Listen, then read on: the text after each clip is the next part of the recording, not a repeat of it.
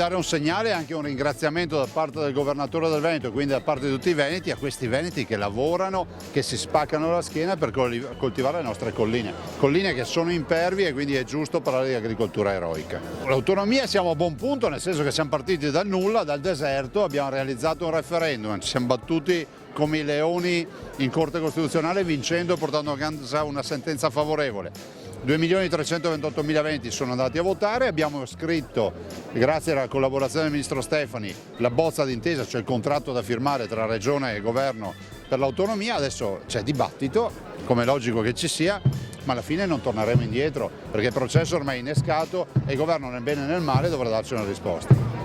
Beh, UNESCO è la madre di tutte le battaglie di questi territori perché è una pratica che io iniziai da Ministro e spero che a luglio si concluda questo iter. È un iter importante, dà a queste colline l'investitura del patrimonio dell'umanità se passasse, il che vuol dire che cambia il mondo, ma anche un grande senso di responsabilità per un territorio che è unico nel suo genere.